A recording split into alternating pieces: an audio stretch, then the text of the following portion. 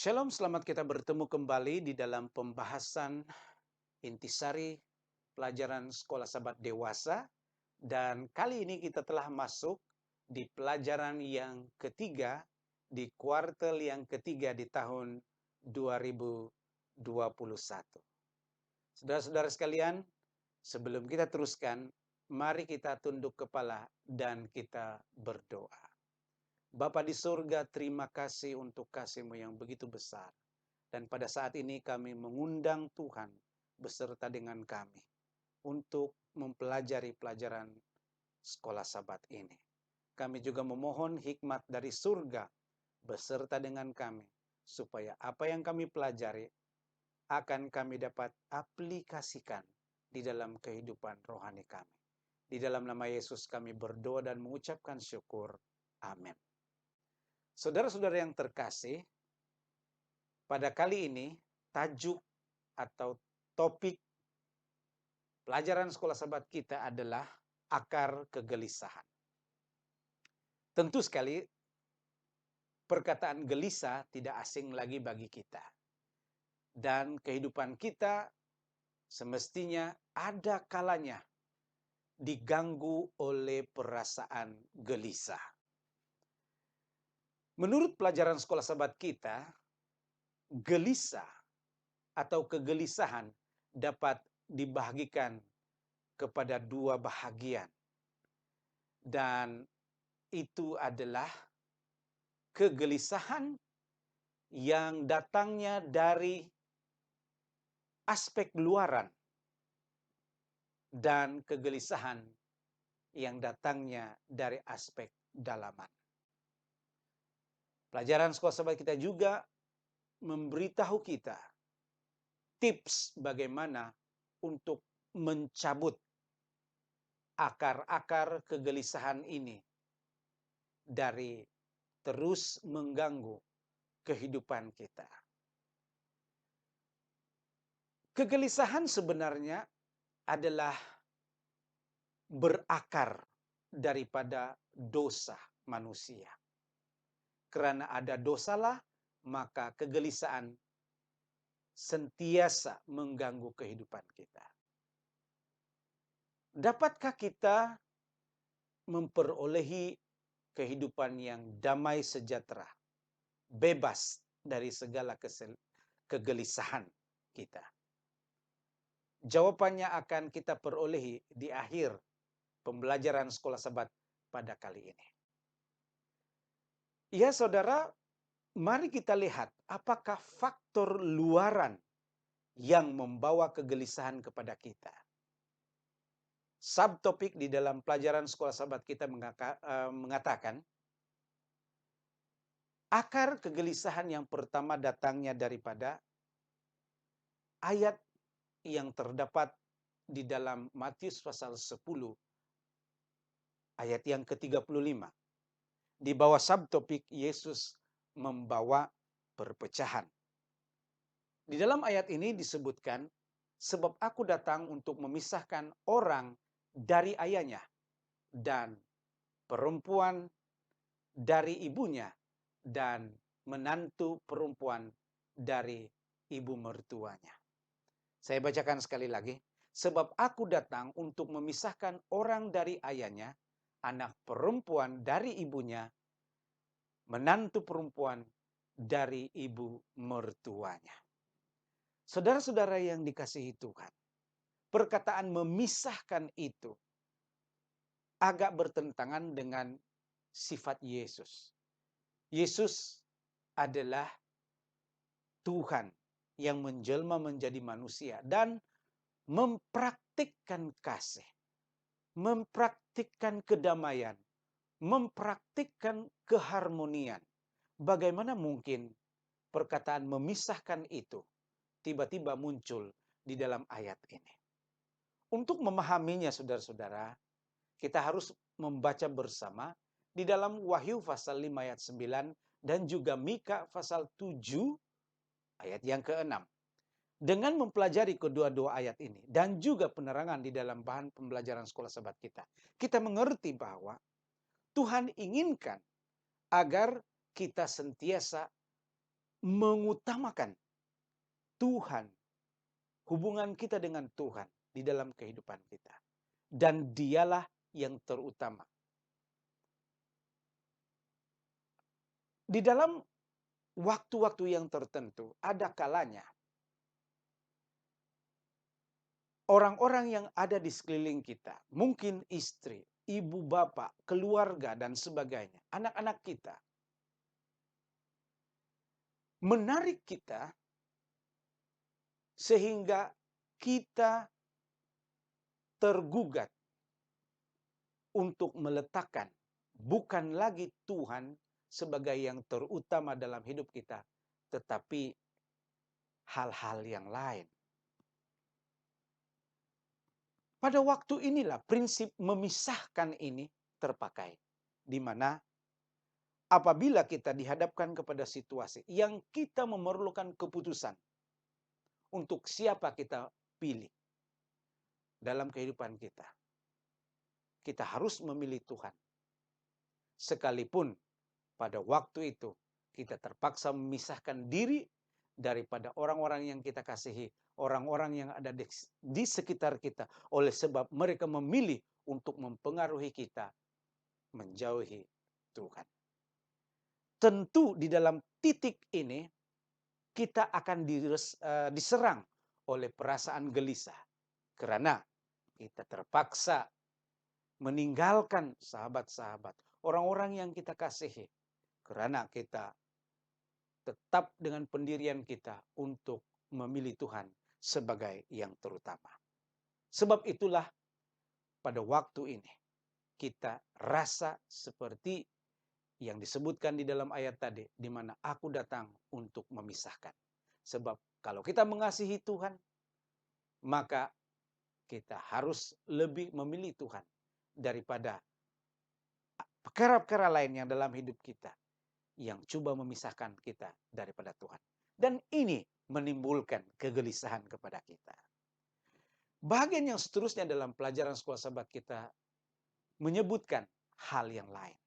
Tapi sebelum kita teruskan, mari kita baca dahulu di dalam Our Higher Calling, tulisan Ellen G. White. Di dalam komentar ini dikatakan, damai sejahtera Kristus bukan untuk menghilangkan perpecahan, tetapi untuk tetap berada di tengah perselisihan dan perpecahan. Para keluarga harus terbahagi agar semua yang memanggil nama Tuhan dapat diselamatkan. Semua orang yang menolak kasihnya yang tak terbatas akan menemukan kekristianan sebagai pedang pengacau kedamaian mereka. Nah, sekarang kita sudah mengerti bahwa perpecahan yang Tuhan maksudkan di sini adalah bukan disebabkan Tuhan tidak mengasihi yang lain, tetapi oleh sebab mereka memilih untuk tidak menerima kasih Yesus, dan kita yang menerima kasih Kristus itu terus berpaut pada Kristus, walaupun kita diserang oleh akar kegelisahan karena terpaksa meninggalkan sahabat-sahabat kita yang tidak mengasihi Yesus. Seterusnya dalam pembelajaran kita, faktor-faktor dalaman yang membuatkan kita merasa risau dan kecewa. Atau faktor-faktor dalaman yang menjadi akar kepada kegelisahan kita. Pelajaran sekolah sahabat kita menggariskan salah satu dari akar kegelisahan dalam kehidupan kita adalah di dalam hal mementingkan diri sendiri. Di dalam Lukas pasal 12 ayat yang ke-15. Berjaga-jagalah dan waspadalah terhadap ketamakan. Sebab walaupun seorang berlimpah-limpah hartanya, hidupnya tidaklah tergantung daripada kekayaannya itu. Di dalam Lukas pasal 12 ayat 13 hingga 15, dan di dalam Lukas pasal 12 ayat 16 hingga 21, kita melihat apa yang Yesus telah katakan tentang hal ketamakan. Hal mementingkan diri sendiri.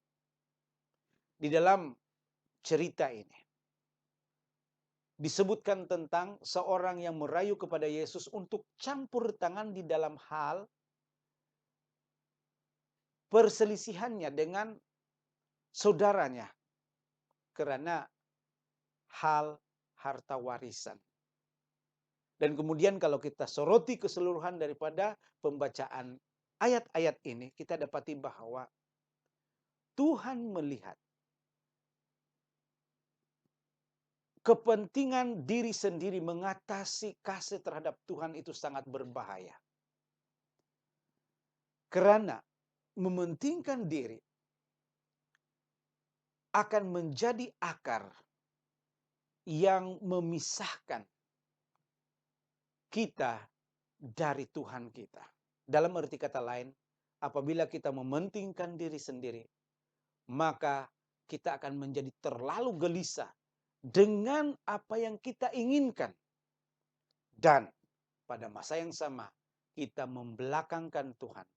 Dan kita membelakangkan sesama kita manusia. Dan kita membelakangkan apa yang kita perlu lakukan untuk orang lain yang memerlukan pertolongan kita. Dan disitulah di dalam ayat-ayat ini mengatakan kita akan kehilangan segala-galanya. Untuk sifat yang mementingkan diri sendiri, kita diundang untuk belajar Filipi pasal 2 ayat 5 hingga 8. Galatia pasal 5 ayat 13. Dan Rom pasal yang ke-12 ayat yang ke-10. Ayat-ayat ini memperkenalkan tentang bagaimana menjadi rendah hati seperti Kristus yang selalu mendahulukan orang lain, melayani orang lain, dan menempatkan orang lain menjadi yang terutama dan diri sendiri merupakan perkara yang kedua. Inilah yang harus dipelajari supaya kita menghapuskan sifat mementingkan diri sendiri. Saudara-saudara yang terkasih dalam Tuhan, faktor dalaman yang seterusnya yang menjadi akar kegelisahan kita adalah cita-cita kita. Di dalam Lukas pasal 22 ayat yang ke-24 katakan, terjadilah juga pertengkaran di antara murid-murid Yesus, siapakah yang dapat dianggap terbesar di antara mereka. Kalau kita membaca terus di dalam Lukas pasal yang ke-22, di dalam ayat 20 hingga 21, kemudian Matius 26 ayat ke-28, dan di dalam Matius 18 ayat 1 hingga 3, kita akan melihat di sini bahwa murid-murid Yesus sebenarnya sedang coba untuk bersaing satu antara dengan yang lain, supaya mereka mendapat kedudukan yang tertinggi selepas Kristus. Di dalam ayat yang kita dapati, ungkapan seperti siapakah yang terbesar dalam kerajaan surga. Walaupun itu tidak bersifat terus terang, tetapi murid-murid Yesus sedang mempertanyakan kepada Yesus di antara mereka ke-12 orang murid itu, siapakah yang menduduki tempat yang paling tinggi di samping Yesus. Dan hal ini merupakan suatu perkara yang sebenarnya merupakan penghalang kita untuk melayani dengan baik sebagai pelayan-pelayan Tuhan. Ada kalanya kita terpikir untuk mendapat jawatan yang utama di dalam gereja. Terpikir untuk mau menjawat jawatan melebihi orang lain. Sedangkan Tuhan sebenarnya sudah mempunyai rencana bagi setiap umatnya. Di posisi manakah mereka akan melayani Tuhan. Yesus mengambil seorang anak kecil dan membawanya dan berkata kepada murid-muridnya, Engkau harus seperti anak kecil ini. Engkau harus merendahkan diri seperti anak kecil ini. Karena hanya dengan demikian, engkau sanggup untuk membiarkan Tuhan mengendali hidupmu. Dan Tuhan boleh melaksanakan rencana besarnya melalui kamu. Yesus mengajarkan ini kepada murid-muridnya, supaya mereka mengerti bahwa cita-cita untuk menjadi seorang yang lebih besar dari antara yang lain adalah pengaruh yang tidak baik di dalam pelayanan Tuhan. Seterusnya kita melihat bahwa kegelisahan terhadap posisi ini selalunya membuahkan hasil-hasil yang tidak baik di dalam kehidupan. Ia menyebabkan kepahitan, ia menyebabkan kegelisahan, dan membuatkan pelayanan kita menjadi bukan lagi pelayanan untuk Tuhan, tetapi untuk pelayanan yang lebih condong kepada memuji diri sendiri. Saudara-saudara yang terkasih dalam Tuhan, satu lagi akar kegelisahan yang ada, yang digariskan dalam pelajaran sekolah sahabat kita adalah tentang kemunafikan. Apakah yang disebut sebagai kemunafikan? Di dalam Matius pasal 23 ayat 13, 14, 15, 23, 25, 27, dan 29 disebut, celakalah kamu hai ahli-ahli Taurat dan orang-orang Farisi, hai kamu orang-orang munafik. Apakah maksud munafik sebenarnya? Ada orang cakap, munafik bermaksud cakap tidak serupa bikin. Dalam bahasa Inggris saya pernah mendengar orang menyebut bahwa kemunafikan ini adalah orang yang tidak berlandaskan kepada walk the talk atau lakukan apa yang diucapkan.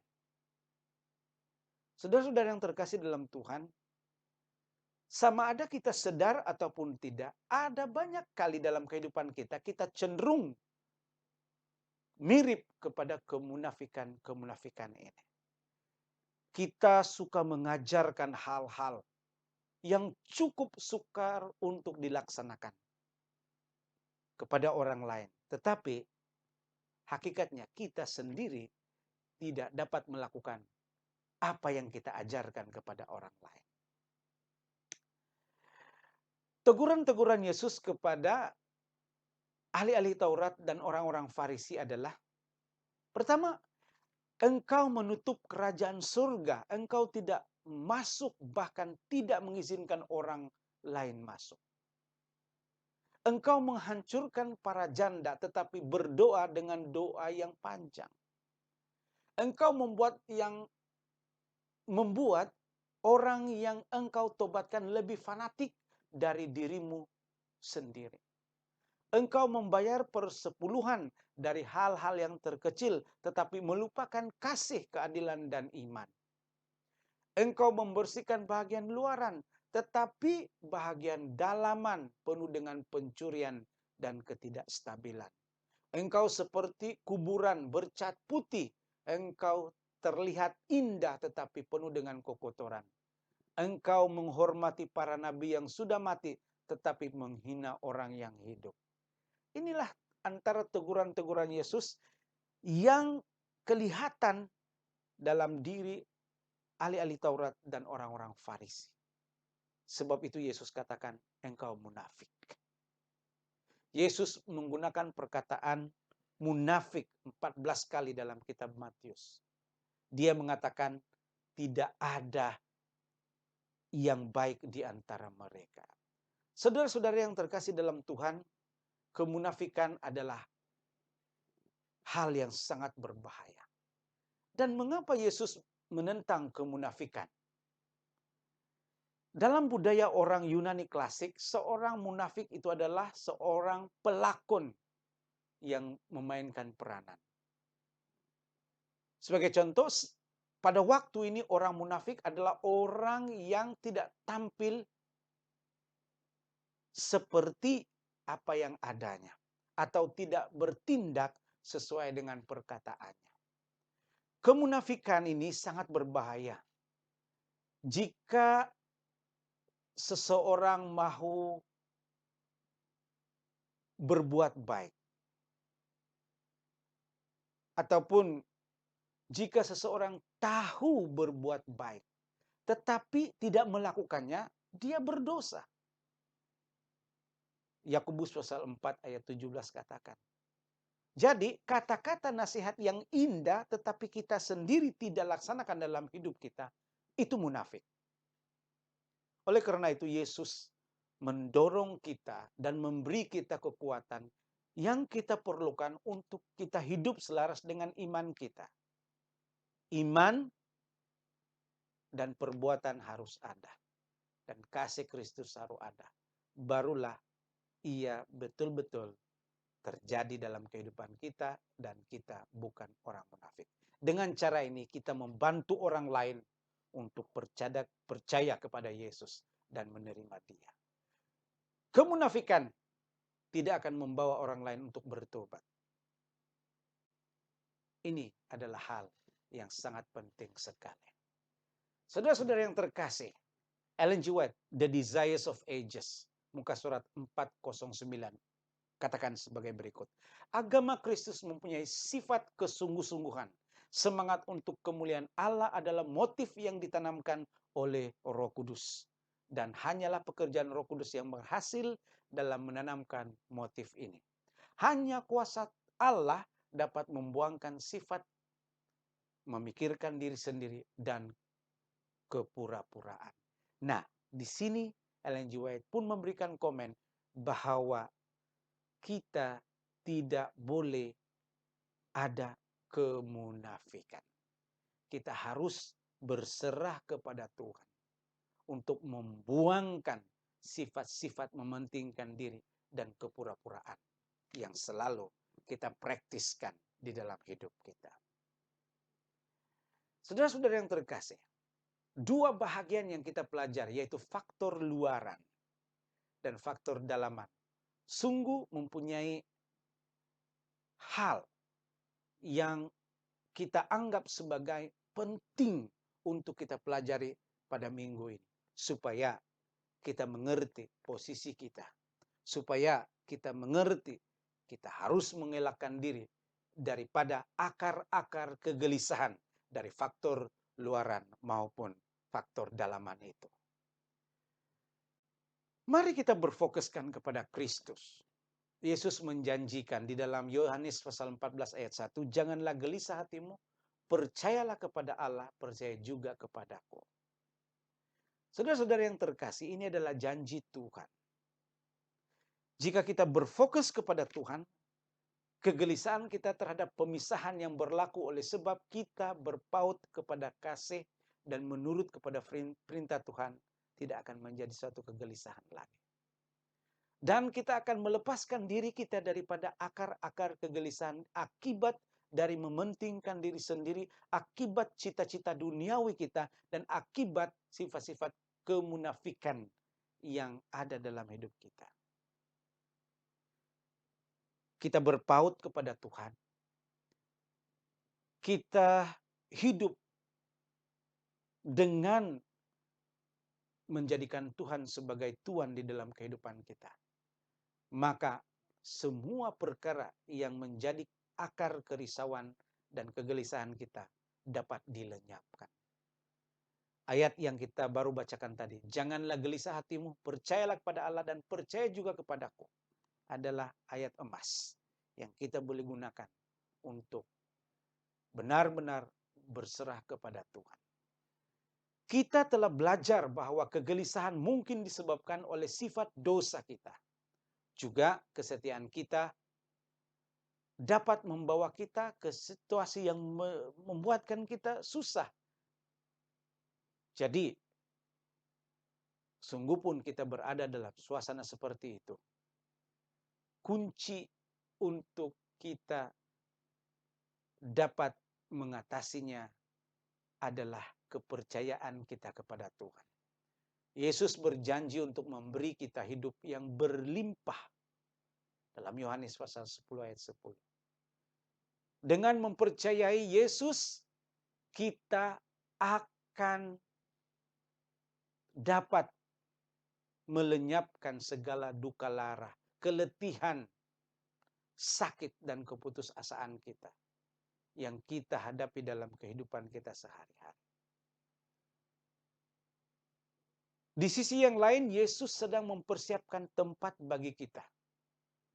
Begitulah kita harus tetap bertahan di dalam Kristus sampai segala rasa sakit dan kecemasan dan penderitaan yang kita alami ini akan berakhir ketika kita sudah bersama-sama dengan Yesus dalam kerajaan surga. Saudara-saudara yang terkasih dalam Tuhan, bantulah dirimu berserah kepada Tuhan supaya akar-akar kegelisahan, faktor luaran dan dalaman itu dapat dicabut dari kehidupan.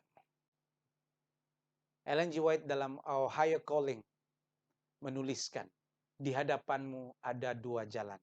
Jalan lebar pemanjaan diri dan jalan sempit pengorbanan diri.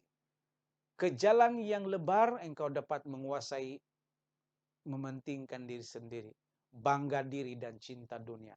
Tetapi mereka yang berjalan di jalan yang sempit harus mengesampingkan semua beban itu.